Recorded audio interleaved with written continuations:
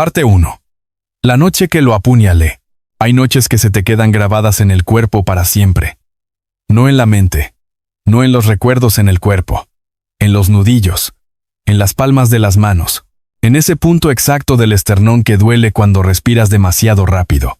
Para mí, esa noche fue un martes de noviembre con lluvia fina y olor a tierra mojada y basura acumulada en el callejón de la colonia Guerrero, donde vivíamos los 5. Esa noche tenía 22 años, 4 personas que dependían de mí, y un cuchillo de cocina en la mano. Permíteme explicarte lo que era nuestra manada, porque necesitas entenderlo para entender todo lo demás. Éramos 5 omegas que no teníamos familia de sangre, o al menos no una que valiera la pena conservar. Yo, Diego Arenas, el mayor y el que cargaba la responsabilidad del grupo desde que tenía 17 años. Ana, 21, la más lista de los 5, estudiaba contabilidad en el poli con el dinero que yo juntaba turno a turno. Carlitos, 19, mecánico autodidacta que arreglaba autos en la calle por propinas. Sonia, 18, bordadora de manta, paciente como nadie. Y Beto, el más chico, 16 años entonces, el que todos protegíamos con nuestras vidas sin haberlo acordado nunca en voz alta. En el mundo de los alfas y los betas y los omegas que vivimos, un omega sin un alfa que lo proteja es presa. Y nosotros 5 éramos 5 presas que habíamos aprendido a mostrarse los dientes solas. Esa noche, los hombres del Cascabel, un alfa de segunda categoría con muchas ganas y poca inteligencia que controlaba un par de cuadras al norte de la nuestra, llegaron a nuestro edificio. No era la primera vez que el Cascabel enviaba a sus perros. Llevaba meses queriendo reclamarnos como parte de su territorio, lo que en términos prácticos significaba que quería a los 5 omegas del edificio viejo de la calle Moctezuma para su negocio. Carlitos había terminado con un ojo morado la semana anterior por negarse. Esta vez vinieron más, vinieron con más rabia, y vinieron de noche. Entraron por la ventana del primer piso que Carlitos nunca pudo arreglar bien. Éramos 4 en la sala, Beto dormía arriba cuando escuchamos el cristal romperse. La adrenalina de Omega en pánico tiene un sabor muy específico. Metálico. Quemante. Como cobre caliente en la parte de atrás de la garganta. Ana agarró su mochila. Sonia se paró frente a la puerta del baño donde no había ventanas. Carlitos tomó el tubo de metal que guardábamos atrás de la puerta para estas situaciones. Y yo, que siempre he sido impulsivo y demasiado cabeza dura para mi propio bien, subí corriendo las escaleras a despertar a Beto. Cuando bajé con Beto de la mano, había 3 hombres adentro de la sala. Carlitos tenía sangre en la ceja. Uno de los del Cascabel, un tipo enorme con los ojos vacíos del que ya no espera a que le digan qué hacer, tenía agarrada a Ana por el brazo y le torcía la muñeca. El terror que sentí en ese momento no tenía nombre. Era puro y animal y absoluto. En la cocina estaba el cuchillo que había estado usando para picar cebolla antes de que llegaran. No pensé. Agarré el cuchillo. Arremetí. Lo que pasó a continuación es un borrón de imágenes. El hombre grande soltando a Ana, gritos, el sonido del tubo de Carlitos golpeando algo, mis propios pulmones jalando aire como si se hubieran olvidado cómo funcionar. Y entonces, de la nada, del callejón de atrás, o de la misma oscuridad de la noche, entró otro grupo. Hombres más grandes, más silenciosos, más peligrosos. El Cascabel y sus perros los conocían, lo supe porque los vi achicarse en cuestión de segundos. Alguien muy por encima del Cascabel, en la cadena alimentaria de la ciudad, había llegado al edificio. En la confusión, tropecé. El cuchillo que traía en la mano chocó contra algo sólido en la oscuridad. Escuché una voz grave y fría decir, ¿qué diablos? Y entonces sentí calor en mi mano. Sangre. Que no era la mía. Levanté la vista. Un hombre alto, con traje oscuro, miraba su propio costado con una expresión que no era de dolor sino de incredulidad absoluta. Sus ojos negros como tinta bajaron a encontrarse con los míos en la penumbra. Tuve apenas tiempo de capturar los rasgos. Mandíbula cuadrada. Nariz recta. Una cicatriz vieja sobre la ceja derecha. Y un olor que me golpeó el sistema nervioso como un martillo. A lluvia de montaña. A resina de pino. A algo oscuro y poderoso que mi naturaleza omega reconoció antes de que mi cerebro tuviera oportunidad de procesar. Alfa. El alfa. El más dominante que había olido en mi vida. Y yo acababa de apuñalarlo. No esperé a que nadie me dijera qué hacer. Tiré el cuchillo, agarré a Beto de la mano con tanta fuerza que el niño chiló, y grité a mis otros 3. «¡Vámonos, ahorita, de volada!». Salimos corriendo por la puerta trasera del edificio mientras el caos de la pelea seguía adentro. Corrimos 5 cuadras sin parar, sin mirar atrás. Los 5 juntos, en la oscuridad y la lluvia. Cuando finalmente me detuve bajo el techo de una tienda de conveniencia cerrada, jadeando como animal, miré mi mano.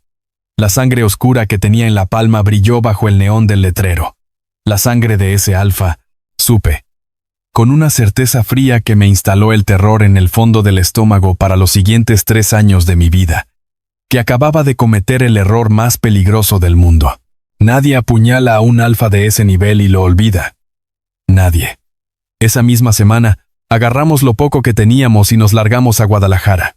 Parte 2. 3 años de fuga. Guadalajara no es un lugar donde esconderse. Es un lugar donde empezar de cero, que es diferente. En la Ciudad de México uno se esconde entre la multitud, se vuelve invisible en el caos. En Guadalajara uno tiene que construir algo desde la nada. Y eso, en la práctica, es mucho más difícil. Llegamos con 2 maletas entre los 5, los ahorros de 3 meses que yo había juntado para emergencias, y esto definitivamente calificaba como emergencia, y la ropa puesta. Me pasé la primera semana sin dormir más de 2 horas seguidas. Cada vez que cerraba los ojos, veía esa mirada negra de tinta en la penumbra del callejón. Cada vez que escuchaba pasos detrás de mí en la calle, se me instalaba el pánico en la garganta. La primera prioridad era encontrar dónde dormir. La segunda era trabajar. La tercera era mantener a los 5 juntos, porque nuestra manada era lo único que ninguno de los 2 tenía permiso de perder. Encontré un cuarto de vecindad de 2 recámaras en la colonia Analco Paredes Amarillas.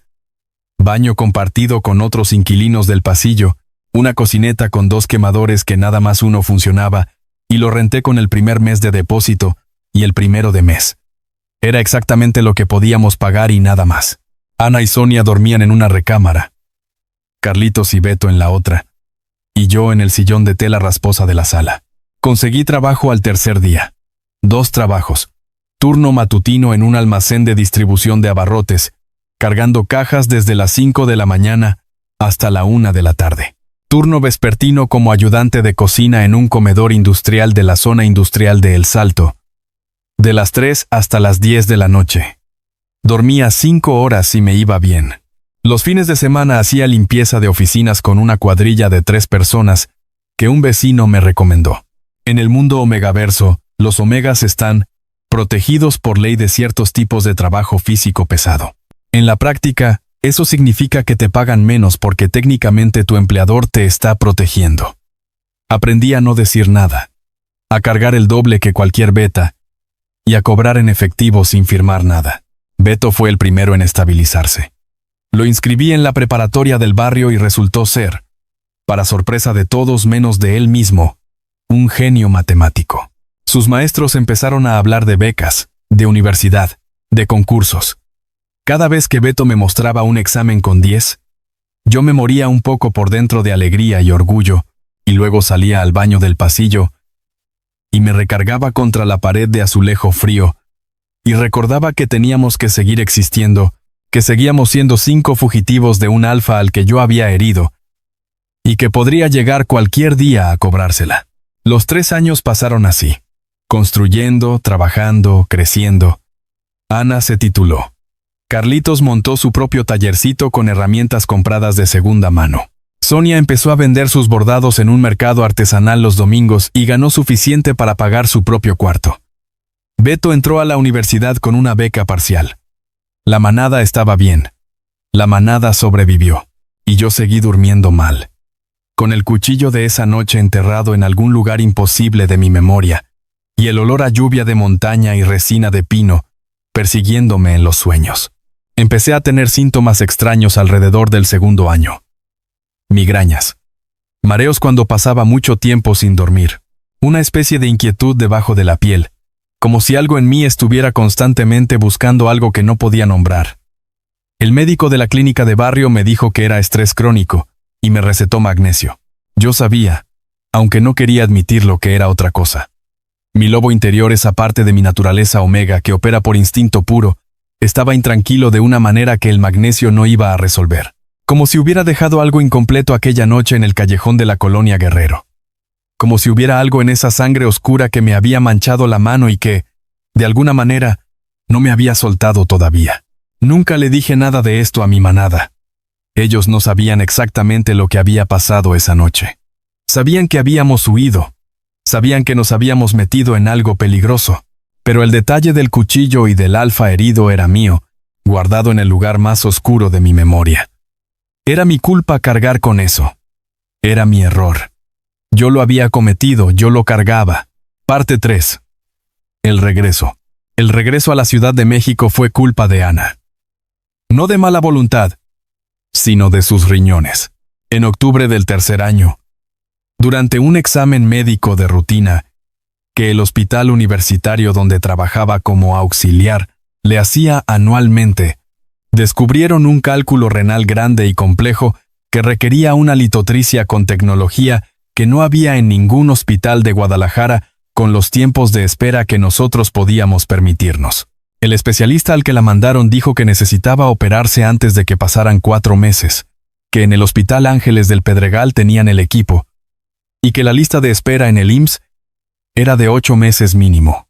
Ana me miró con esa cara que tiene cuando no quiere pedirme nada, pero necesita que yo sepa que necesita algo. Le dije que no se preocupara.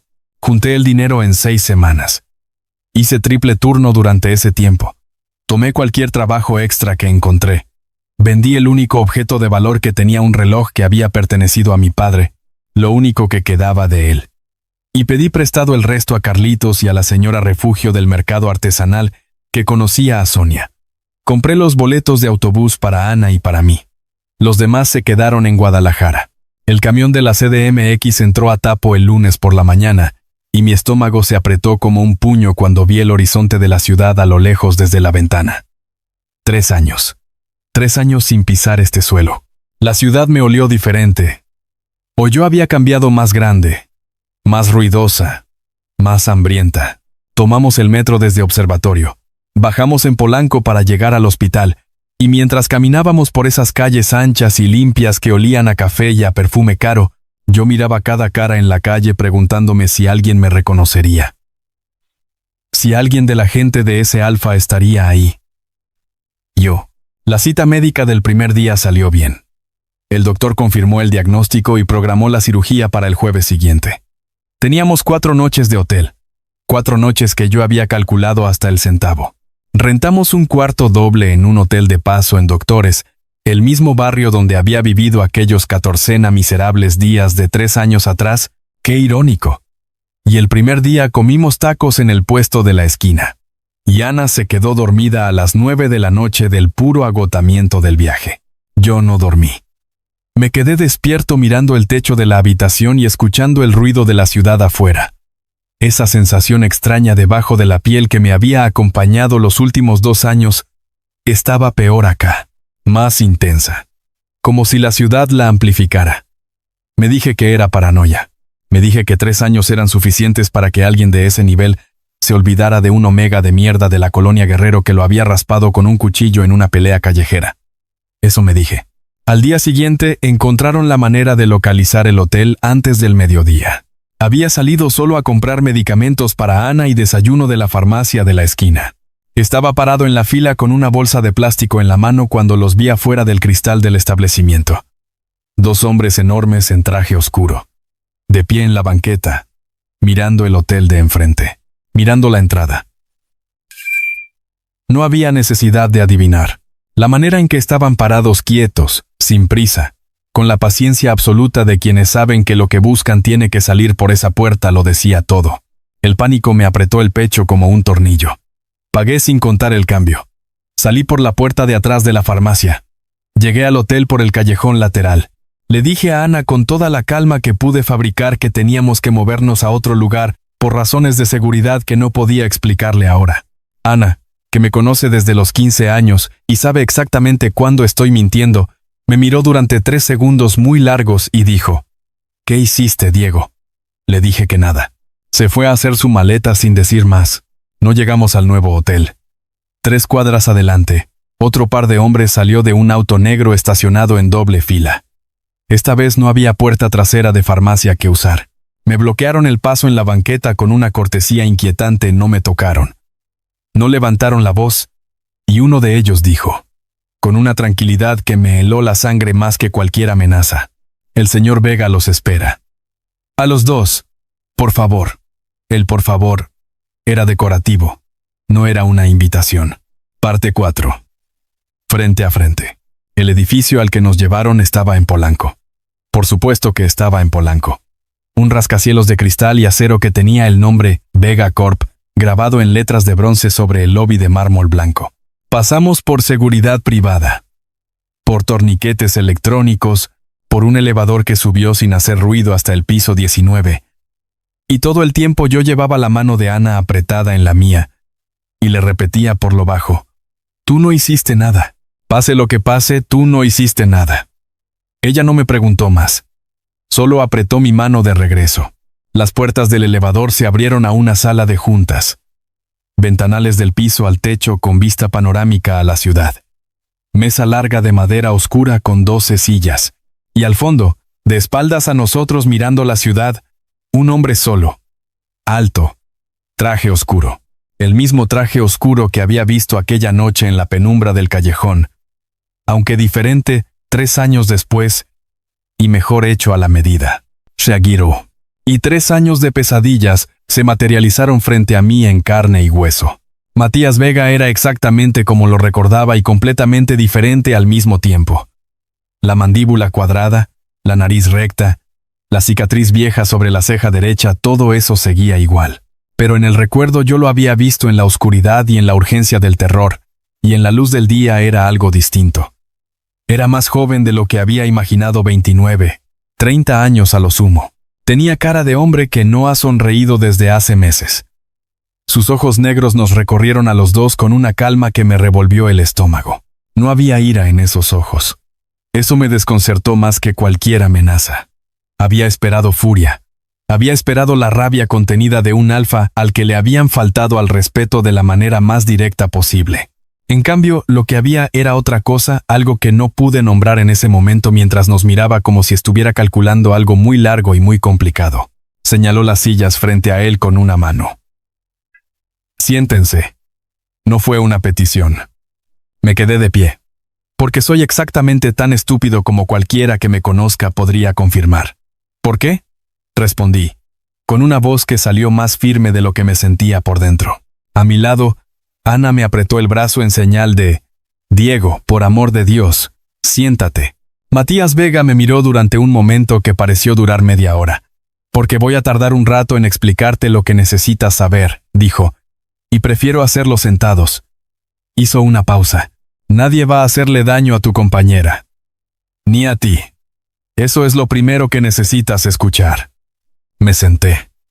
No porque lo creyera, sino porque 3 años de cargar con la culpa de haberle clavado un cuchillo a este hombre me habían enseñado que cuando el alfa más poderoso del cuarto dice «siéntate», uno se sienta y compra tiempo para pensar. Vega le habló primero a Ana. Le dijo que la cirugía de sus riñones estaba programada en el Hospital Ángeles para el jueves, que los gastos ya estaban cubiertos, y que un asistente la llevaría de regreso a su hotel a descansar ahorita si ella quería. Ana me miró. Yo no supe qué decirle. Asentí despacio. Ella se paró. Me apretó el hombro una vez, y salió con el asistente sin decir una palabra. Aunque en ese apretón había todo un diccionario de «más te vale que me cuentes todo cuando salgas». Nos quedamos solos. Matías Vega tomó asiento al otro lado de la mesa y me miró directamente a los ojos. «Llevas 3 años escondido porque me apuñalaste». No era una pregunta, era una declaración de hechos. «Sí», respondí, porque ya no tenía sentido negarlo. «¿Y vienes a la Ciudad de México porque tu compañera necesita cirugía?» «Sí». «¿Creías que iba a hacerles algo?» Me levanté, a medias del sillón. La ira que había guardado apretada durante 3 años empezó a asomar. A ver, con todo respeto, ¿cómo se supone que no lo iba a creer? ¿Eres Matías Vega o no eres Matías Vega? Él no se inmutó. Solo me miró. Soy Matías Vega. Una pausa. Y no vine a cobrártela. Vine a explicarte por qué la cicatriz que me diste esa noche no sanó. Se abrió el botón del saco. Luego el segundo botón de la camisa. Bajó el cuello de la tela para mostrar el costado izquierdo, justo por debajo de la última costilla, donde el cuchillo lo había rozado 3 años atrás. La piel ahí tenía una cicatriz rosada, brillante, en forma de media luna, anormalmente brillante para el tiempo que tenía. Cicatrices de 3 años no se ven así. No en un alfa. Eso supe inmediatamente. Algo había pasado ahí que yo no comprendía. Algo que claramente tampoco él había terminado de comprender. Parte 5. La marca invertida. Existe un mito en el mundo omegaverso que la mayoría de los biólogos de la dinámica ABO descartaron hace 20 años como superstición precientífica. El mito dice que cuando 2 personas que están biológicamente destinadas a ser pareja entran en contacto físico lo suficientemente directo e intenso, piel, sangre, feromonas mezcladas en estado de adrenalina pura, se produce lo que las generaciones anteriores llamaban la marca del instinto. No es una marca de posesión. Es otra cosa. Es el reconocimiento biológico del sistema nervioso antes de que ninguno de los dos tenga oportunidad de elegir. Los biólogos modernos lo descartaron porque era raro, difícil de replicar en laboratorio, y porque implicaba un nivel de determinismo biológico que resultaba incómodo en una sociedad que lleva décadas intentando desmantelar la jerarquía ABO. Matías Vega tenía un doctor especialista en dinámica ABO en su empresa. Se llamaba el doctor Herrera. Y era, según me explicó Vega, con la misma calma de hombre que ha tenido demasiado tiempo para procesar algo, uno de los 3 expertos en la materia en todo México. Herrera había examinado la cicatriz durante los 3 años anteriores y había llegado a la conclusión de que era exactamente eso. Una marca del instinto, producida de manera invertida de omega a alfa en lugar del patrón habitual por el contacto entre mi cuchillo, mi piel y la sangre de Vega en el momento exacto en que la adrenalina de ambos estaba en el pico máximo y en el momento en que nuestros sistemas de feromonas, sin que ninguno de los dos lo supiera, habían encontrado la combinación exacta de compatibilidad biológica que eso requiere. Yo lo escuché. Y luego dije, eso es la cosa más absurda que he escuchado en mi vida. Matías Vega sonrió por primera vez. Fue una sonrisa breve, casi involuntaria, como si la expresión le hubiera salido antes de que pudiera evitarla. Le dije exactamente lo mismo al doctor Herrera hace 3 años. Se abrochó la camisa de nuevo. Y sin embargo, la cicatriz sigue brillando. Y tú, llevas 3 años con síntomas de lazo incompleto, sin haberte vinculado a ningún alfa. Hizo una pausa. No lo adiviné. Lo investigué. Tus registros médicos en la clínica del barrio de Guadalajara incluyen consultas por migraña crónica, inquietud de origen no diagnosticado y episodios de ansiedad sin detonante aparente. Todo consistente con un lazo iniciado y no completado. El frío me recorrió la espalda de arriba a abajo. La sensación debajo de la piel que me había perseguido 2 años. Los sueños con el olor a lluvia de montaña. El insomnio. Todo encajaba de una manera que me revolvía el estómago, no porque fuera mentira, sino porque era verdad. No te hice venir aquí para reclamarte, dijo Vega, y su voz perdió algo de esa calma controlada. Por un segundo, debajo de la superficie, escuché algo que sonaba a cansancio. Te hice venir porque llevas 3 años con una conexión biológica incompleta que te está enfermando poco a poco, y yo llevo 3 años con una cicatriz que no termina de sanar. Ambos tenemos el mismo problema, y hay exactamente una solución. Me levanté de la silla. El instinto de huir 3 años de práctica intensa me activó todos los sistemas. No, ni siquiera me dejé terminar de pensar la implicación. No, de ninguna manera. Ni en broma. Puedes quedarte con tu cicatriz brillante y yo me quedo con mi migraña, y nos olvidamos de que este encuentro ocurrió. Me dirigí hacia la puerta. Matías Vega no se levantó. No levantó la voz. No hizo el menor movimiento para detenerme. Solo dijo, con esa calma de hombre que ya calculó hasta el movimiento siguiente, La puerta no está bloqueada. Puedes irte cuando quieras. Pero la solución no desaparece porque te vayas. Y los síntomas van a ir empeorando. Me detuve con la mano en la manija. Porque tenía razón. Y eso era lo más odioso de todo. Me quedé de pie frente a la puerta durante 10 segundos muy largos. Me giré. ¿Qué exactamente implica la solución? Matías Vega me miró. Completar el vínculo. Lo que significa que tenemos que pasar suficiente tiempo en proximidad para que los sistemas A, B o de ambos se estabilicen. No necesariamente un vínculo permanente. El doctor Herrera dice que en casos de marca invertida, la proximidad sostenida puede ser suficiente para estabilizar la cicatriz y los síntomas sin necesidad de marca completa. Una pausa. Pero sí implica que tendrías que quedarte en la ciudad mientras tu compañera se recupera de la cirugía. Aquí, en este edificio. Me volteé a ver la puerta. Luego lo volteé a ver a él. Luego la puerta otra vez. La vida a veces es absolutamente infame con sus opciones. Parte 6. Negativa. Me quedé en el edificio de Vega. Pero que quede muy claro. Me quedé protestando. Me quedé con la condición expresa de que nadie de mi manada fuera tocado, de que la cirugía de Ana fuera cubierta completamente sin deuda ni condiciones, y de que en cuanto la doctora Herrera confirmara que la estabilización era suficiente, yo me largaba de regreso a Guadalajara sin mirar atrás. Matías Vega aceptó cada condición con la misma calma desconcertante de siempre, como si ya hubiera anticipado todas y tuviera la respuesta lista. Lo cual, pensándolo bien, probablemente era cierto. Me instalaron en un departamento dentro del complejo. 2 recámaras. Sala amplia. Cocina completamente equipada.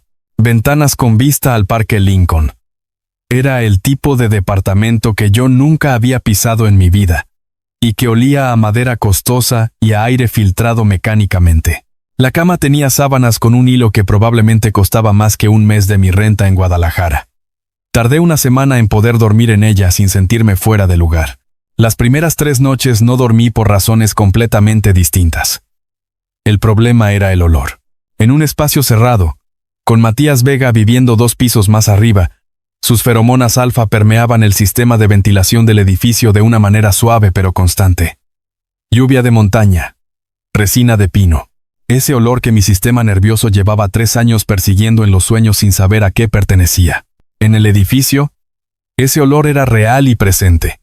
Y me ponía los nervios de punta de una manera que no quería admitir ni en la más absoluta privacidad de mi cabeza. Vega y yo teníamos un protocolo. El doctor Herrera había diseñado un plan de estabilización progresiva que sonaba en papel como algo muy clínico y manejable. 1 hora de proximidad en el mismo espacio físico, sin necesidad de contacto 2 veces al día. Monitoreada por el doctor para medir los marcadores A, B o de ambos. En la práctica, significaba que me sentaba al otro lado de la sala de juntas de Vega por 1 hora en la mañana y otra hora en la tarde, mientras él trabajaba o hacía llamadas o revisaba documentos, y ninguno de los dos hablaba más de lo estrictamente necesario. O eso era el plan.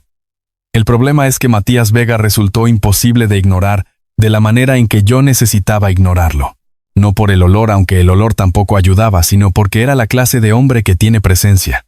La clase de presencia que llena una habitación sin esfuerzo y que hace que el espacio a su alrededor parezca más pequeño, no por intimidación sino por peso. Cuando revisaba documentos, lo hacía con una concentración absoluta que daba la impresión de que el mundo exterior había dejado de existir. Cuando hablaba por teléfono, lo hacía con frases cortas y precisas, sin adornos, con la calidad de alguien que nunca en su vida ha necesitado convencer a nadie de nada. Y cuando ocasionalmente levantaba la vista del trabajo y me encontraba mirándolo, no sonreía ni decía nada.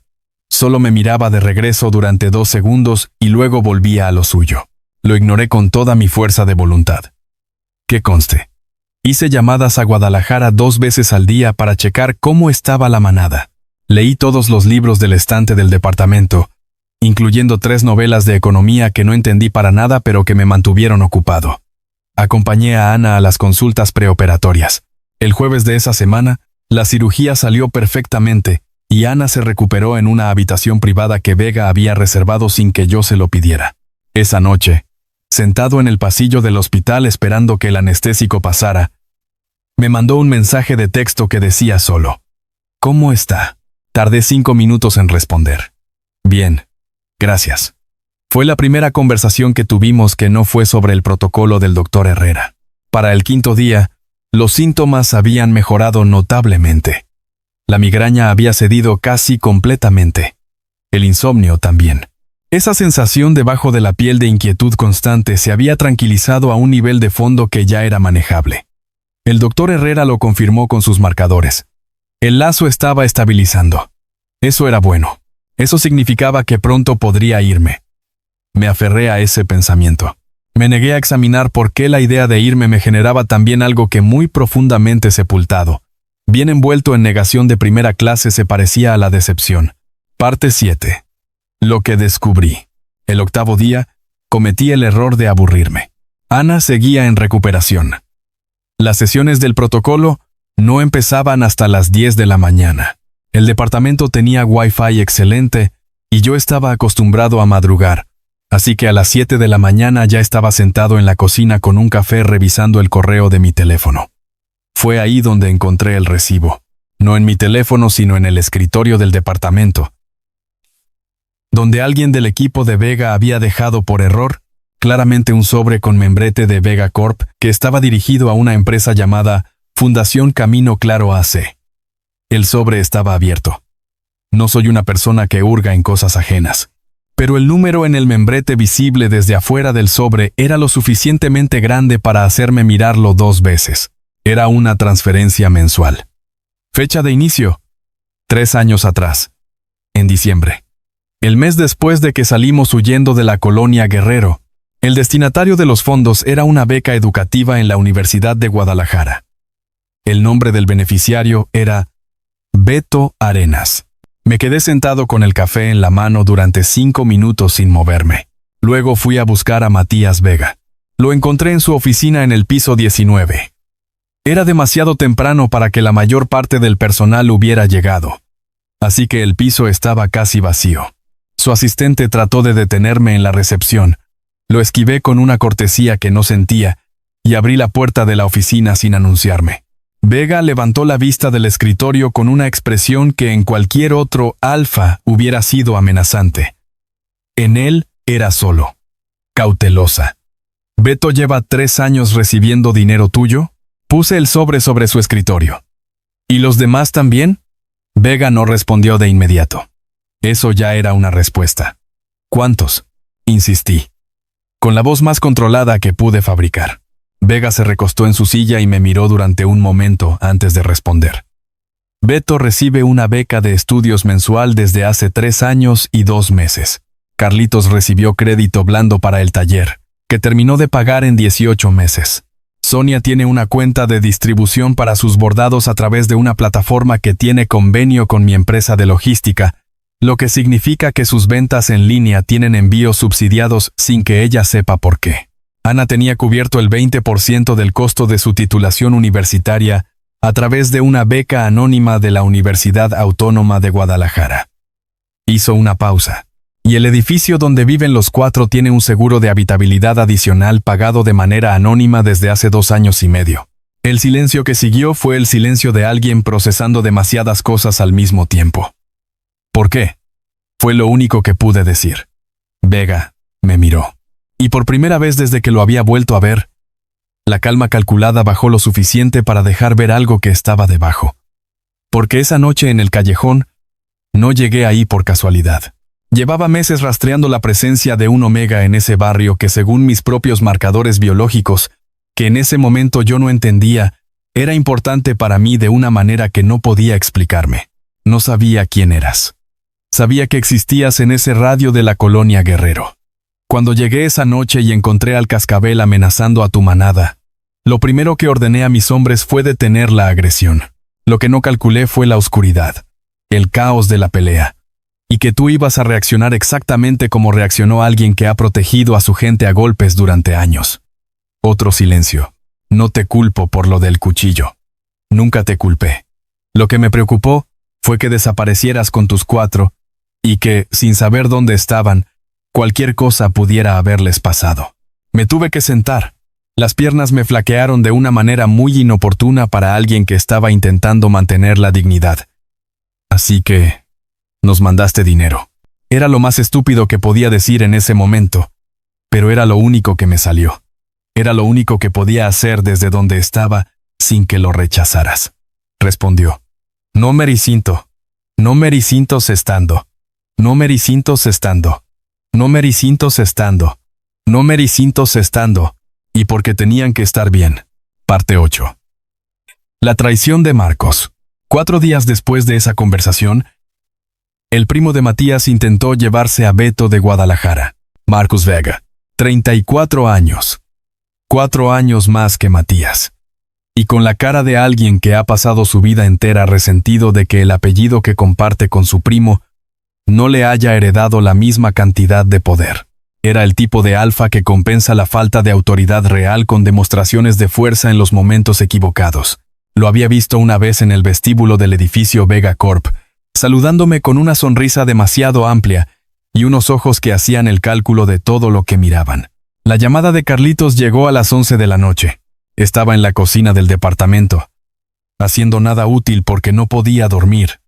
Esa noche la proximidad con Vega había sido especialmente difícil de ignorar durante la sesión del protocolo, y mi sistema nervioso seguía procesándolas contraciéndolas carando sesión, y conociendo sesión de, esinde, eltración de, nos punto.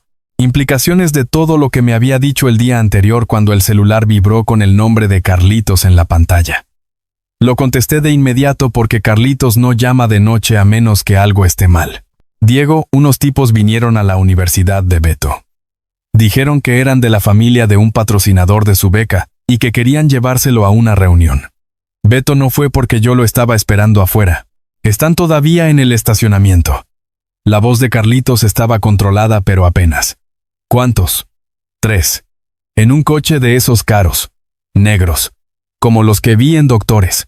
Fui directamente al piso 19. Eran las 11:15 de la noche y Matías Vega seguía en su oficina. Trabaja demasiado. Eso ya lo había notado. Entré sin llamar. Le mostré los mensajes de Carlitos. Lo vi leer. Vi el momento exacto en que algo en su expresión, esa calma que llevaba tan controlada, se congeló en algo diferente. Más frío. Más peligroso. No de la manera que me daba miedo a mí, sino de la manera en que uno entiende que está viendo a alguien tomando una decisión muy seria, muy rápido. Hizo 3 llamadas en 4 minutos. La primera fue breve, 2 palabras y una dirección, y en 10 minutos le confirmaron que los hombres en el estacionamiento de Guadalajara se habían ido. La segunda llamada fue a su equipo de seguridad para que trasladaran a los 4 a una ubicación segura esa noche. La tercera llamada fue a Marcos. La escuché aunque Vega salió al pasillo a hacerla. No escuché todo, pero escuché el principio. Marcos, voy a darte una oportunidad de explicarme esto antes de que lo haga yo. Úsala. La conversación duró 12 minutos. Cuando Vega volvió a entrar a la oficina, su expresión había regresado a la calma. Pero era una calma diferente. La calma de algo resuelto. Marcos lleva 2 años saboteando los intentos de mi equipo de localizarte. Tenía acceso parcial al sistema de rastreo, y lo usó para redirigir búsquedas. Esta noche intentó asustarte para que te fueras antes de que el lazo se estabilizara completamente, con la lógica de que si el lazo no se completaba, la cicatriz eventualmente me debilitaría lo suficiente para que yo no pudiera mantener el control del corporativo. Me quedé quieto procesando eso. O sea que intentó usar a Beto como palanca. Vega no respondió. Eso era suficiente respuesta. La rabia que me subió desde las tripas fue limpia y directa y absolutamente genuina. Se giró hacia el ventanal. Pero tus 4 van a venir a la Ciudad de México. Esta semana. Tengo espacio aquí para todos. Abrí la boca para protestar. Levantó una mano antes de que yo pudiera empezar. No es una trampa. Es que mientras Marcos no esté procesado legalmente, son un riesgo fuera de mi perímetro de seguridad. Es temporal. Lo miré durante un momento muy largo. Matías. Era la primera vez que usaba su nombre. Él se giró, levemente sorprendido. Si les pasa algo a ellos por tu guerra con tu primo, ningún lazo biológico en el universo va a ser suficiente para que yo me quede cerca de ti. ¿Entendido? Vega me sostuvo la mirada. Entendido. Parte 9. Cuando se arrodilló. La manada llegó el viernes. Los 4, con sus maletas, sus caras confundidas, y la calidad de personas que no están seguras de si están siendo rescatadas o secuestradas amablemente.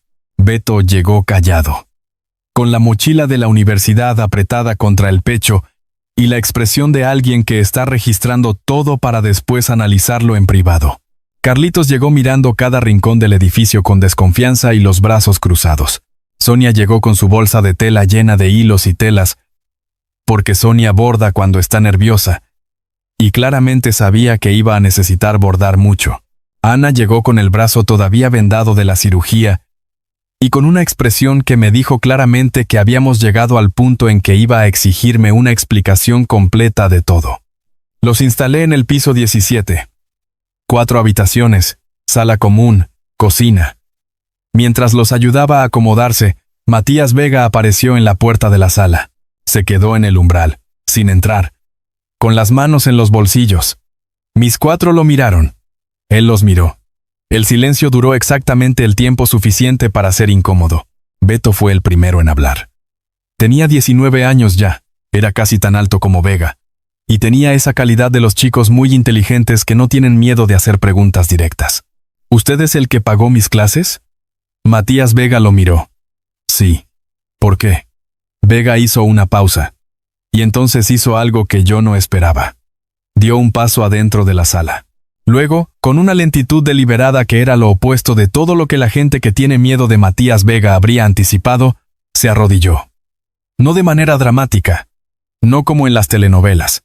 Se arrodilló en el suelo limpio de esa sala del piso 17 y miró a mis 4 directamente, uno por uno. Porque hace 3 años había alguien que era importante para mí viviendo en el mismo edificio donde estaban ustedes. Y cuando el cascabel llegó esa noche, yo ya había mandado a mis hombres para parar la situación. Pero la operación salió mal. El caos que siguió los puso en peligro real. Y me perdí durante el caos a la persona que estaba buscando. Todo lo que pasó después, la fuga. Los 3 años. El miedo fue consecuencia de eso. De mi error de cálculo. Y eso les costó a ustedes 4 la estabilidad que tenían en la Ciudad de México y 3 años en la incertidumbre. Una pausa. Eso no lo puedo deshacer. Pero sí quería decirles que lo sé. Y que lo que hice en esos 3 años no fue para manipularlos ni para comprarlos. Fue porque era lo mínimo que podía hacer. El silencio que siguió fue diferente al de antes. Más pesado. Más pesado. Más lleno de cosas procesándose. Ana fue la primera en reaccionar. Porque Ana siempre es la primera que reacciona una vez que ha procesado suficiente. ¿Diego sabe que estás aquí haciendo esto?, le preguntó. No, respondió Vega con honestidad completa. Ana me miró. Sus ojos dijeron aproximadamente 15 cosas distintas en cuestión de 2 segundos. Luego se volvió hacia Vega. Levántese. Él se levantó. Si le hace daño, nosotros 4 somos el menor de sus problemas. ¿Entendido? Vega la miró y asintió. Entendido. Beto, desde el otro lado de la sala, dijo con el tono casual de quien acaba de tomar una decisión muy compleja en silencio. Sus hotcakes son buenos, ¿verdad? Vega lo miró, claramente sin entender el contexto de la pregunta. No lo sé, respondió. Nunca los he hecho. Beto asintió muy seriamente. Pues el domingo los hace. Aquí, con todos. Era la manera de Beto de decir, entrada provisional concedida, sujeto a revisión continua. Carlitos, que seguía con los brazos cruzados pero cuya postura había bajado 3 grados de tensión, emitió un sonido que podía interpretarse como asentimiento. Sonia bordó un punto en la tela que traía y no dijo nada. Que en el idioma de Sonia significa exactamente lo mismo que el asentimiento de Carlitos. Yo había estado parado en el umbral del pasillo desde que empezó la escena, observando. Vega se giró a verme después de que los 4 empezaron a instalarse de nuevo. Me miró desde la distancia de la sala. No dijo nada. Pero había algo en su expresión que era diferente a todo lo que le había visto antes. Más abierto, como si algo que había llevado apretado y guardado durante mucho tiempo hubiera encontrado finalmente un lugar donde bajarlo. Me quedé con la mano en el marco de la puerta un momento más. Luego le dije, en voz baja para que solo él me escuchara: gracias. Por ellos. Él asintió una vez. Parte 10. La elección. Esa noche no dormí. Tampoco era la primera vez desde que había llegado al edificio de Vega. Pero fue diferente a las otras noches de insomnio.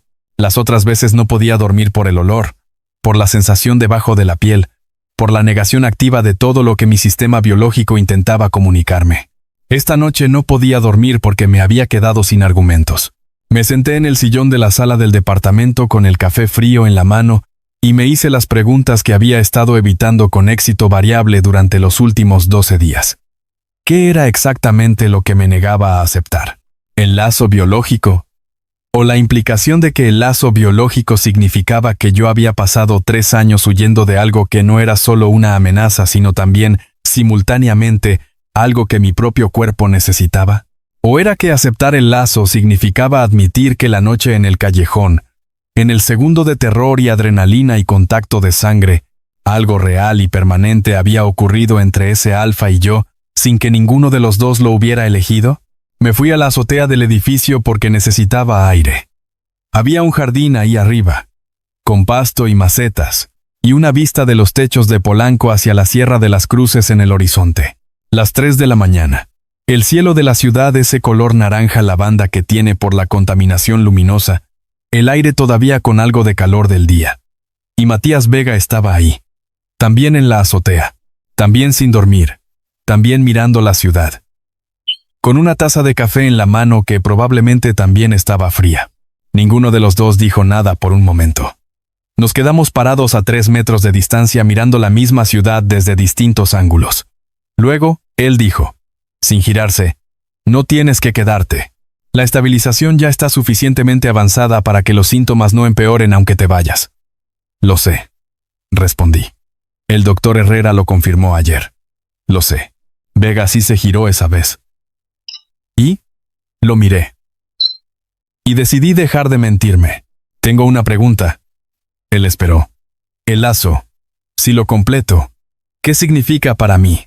No para ti, no para el corporativo, no para la cicatriz. Para mí. Vega me miró durante un momento. Lo que tú decidas qué significa. Una pausa. En el mundo abo tradicional, un lazo completo implica jerarquía, posesión, pertenencia en términos de propiedad. Eso no es lo que yo quiero que sea. ¿Y qué quieres tú que sea? Otra pausa. Más larga. La clase de pausa de alguien eligiendo ser honesto porque mentir ya no tiene sentido. Quiero que sea una elección. La tuya. Voluntaria y sin condiciones. O no me interesa. El silencio después de eso fue de la clase que tienen peso propio. El viento movió algo en una maceta. Abajo, en la calle, un coche pasó con la música a todo volumen y desapareció. El cielo naranja lavanda siguió siendo el mismo cielo naranja lavanda de siempre, indiferente a las complicaciones biológicas y emocionales de las dos personas paradas en esa azotea. Me acerqué. No de golpe, no dramáticamente. Caminé los 3 metros que nos separaban con toda la calma que había aprendido a fabricar en 3 años de tener que ser el más calmado de todos en cualquier crisis. Me detuve frente a él. Tuve que levantar un poco la vista porque era más alto y porque tener a un alfa dominante a 30 centímetros de distancia activa cosas involuntarias en el sistema nervioso omega, que preferiría tener más control sobre ellas. El Sunday brunch con hotcakes que Beto le ordenó de. ¿Lo vas a hacer? Matías parpadeó. Claramente no era lo que esperaba que dijera. Si me enseñas cómo, sí. Like purta. Mainali no. Una pausa. Nunca he hecho hotcakes. Lo sé. Voy a quemar los primeros 3 por lo menos. Los primeros 5, respondí. Empieza con eso. No fue un beso de película. Fue una mano suya levantándose muy lentamente hasta quedar suspendida a centímetros de mi mejilla, esperando. Mi propio sistema nervioso, que ya había tomado una decisión antes de que mi cerebro terminara de procesarla, completó el gesto. La palma cálida de Matías Vega me cubrió la mejilla. Y todo lo que habíamos cargado los dos durante 3 años de lazo incompleto, de sangre en las manos, y de huida y de búsqueda, empezó por fin a disolverse. El doctor Herrera, a quien le mandé un mensaje a las 3:45 de la mañana con las palabras «Necesito su opinión profesional mañana a las 8». Respondió a los 3 minutos con un entusiasmo clínico ligeramente excesivo para esa hora. Pero el lazo que se completó esa noche no fue el biológico. Ese vendría en sus propios términos. Lo que se completó esa noche, en esa azotea, fue la elección. La mía. Voluntaria y sin condiciones. Epílogo. Una manada completa. Han pasado 5 meses desde esa noche en la azotea. Vivo en el edificio de Vega Corp desde entonces. Lo que suena más intimidante de lo que es en la práctica, porque lo que significa en realidad es que vivo en el departamento del piso 17, con mis 4, y que 2 pisos más arriba hay un alfa que toca a la puerta cuando quiere entrar y que pregunta antes de asumir que puede quedarse a cenar. Ese detalle, tocar a la puerta. Preguntar. Lo aprendió en la primera semana. Beto se lo enseñó con una directness absoluta. En esta casa se toca, señor Vega.